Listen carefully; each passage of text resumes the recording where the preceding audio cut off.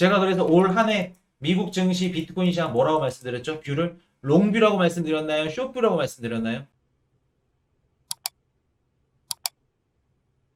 자, 이스라엘 확전 않는 선에서 이란에게 고통스러운 보복. 그러니까 확전 안 할 거야.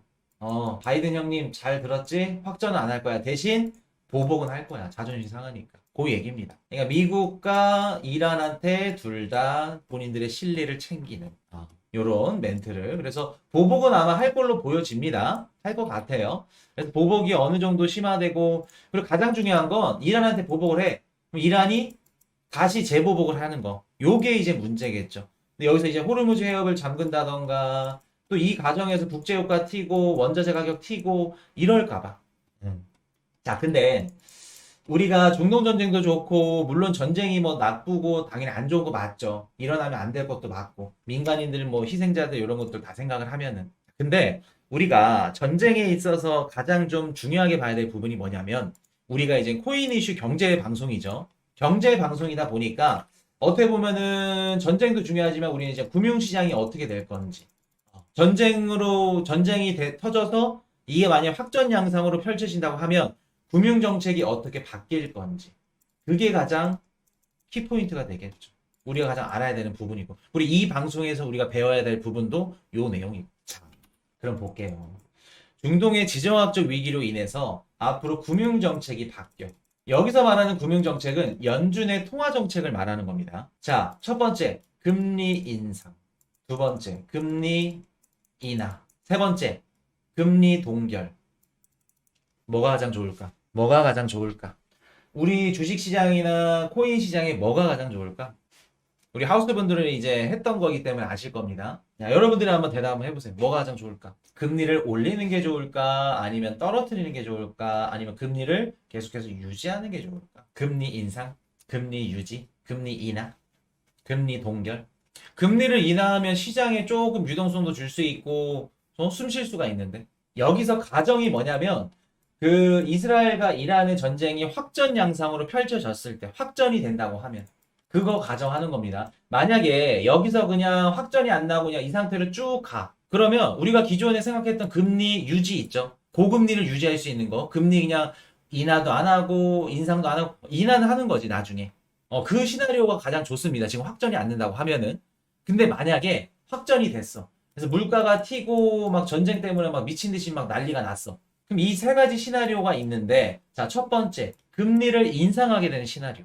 금리를 인상하면 어떻게 될까? 여기서 금리가 더 올라가. 지금도 고금리인데. 끔찍하죠. 끔찍하죠. 시장은 빠질 겁니다. 제로팔 연준이자의 금리 올립니다. 지정학적 위기 때문에 안 됩니다. 올립니다. 그러면 시장은 빠질 거예요. 그리고 나서 어떻게 될까? 빠지고 나서 다시 재반등할 겁니다. 빠졌다 재반등. 자, 왜 그럴까? 지금 연준이 물가를 급상승하면 인상할 수밖에 없잖아요. 그 말은 틀린 말이죠. 물가를 잡는데 금리 인상밖에 없을까? 다른 방법들도 많죠. 달러 강세도 있고. 방법 많습니다. 무조건 물가가 급상승한다 해서 금리를 인상해야 되는 건 아니에요. 자, 그럼 볼게요. 물가가 튀었어. 금리를 인상할 수밖에 없는 상황이 와서 제롬팔 연준의장이 우리 금리 인상합니다. 그럼 시장은 빠질 겁니다. 그러나 다시 말아 올릴 거예요. 강성길님 체력이 된다는 거 그렇죠. 금리를 인상할 수 있다는 건 무슨 뜻이냐면 그만큼 미국의 경제 체력이 지금 받쳐준다는 겁니다. 받쳐준다는 거. 고금리 지금도 버티는데 오케이 25bp 더 올려 이것도 버틸 수 있어. 그 얘기를 하는 겁니다. 당연히 시장 참여자들은 야 금리 또 올린대 빠지겠죠. 그러나 다시 반등하겠죠. 다시 반등. 경기 침체되는 거 아닌가요? 침체되죠. 그거는 그 이후의 문제. 자, 두 번째. 금리를 내린대. 전쟁이 확전 양상으로 돼가지고 금리를 내린대. 제로팔 연준의장이 안 되겠습니다. 저희 금리 일찍 내릴게요. 전쟁 때문에. 그럼 시장은 어떻게 될까? 상승합니다. 상승해요. 그러나 상승했다가 그 상승폭은 오래 유지 못 되겠죠. 자, 전쟁 때문에 금리를 내린대. 뭐가 망가져도 뭐가 막 무너졌다는 겁니다. 망가졌다는 거예요. 쉽게 말해서 야 전쟁 때문에 우리가 지금 고금리를 버틸 수 있는 체력이 안 돼. 너네가 지금까지 봤던 우리 경제 성장률, 소비 지표, 이런 미국의 좋은 경기 지표들 요게 안 돼. 지금. 단기적으로는 금리를 내려주니까 시장 참여자들은 좋겠지만 쭉 떨어지겠죠. 오히려 금리 인하보다 금리 인상이 더 나을 수도 있다는 겁니다. 자, 그럼 세 번째. 금리를 기존처럼 동결해. 쭉 가져가. 파월 연준의장이 뭐라 그래요? 이번에 나와서 캐나다에서 오케이 우리 금리 인하 좀 늦게 할게요. 연기할게요. 늦게 해야 될 것 같습니다. 최근에 제가 좋게 얘기를 드렸는데 안 될 것 같네요.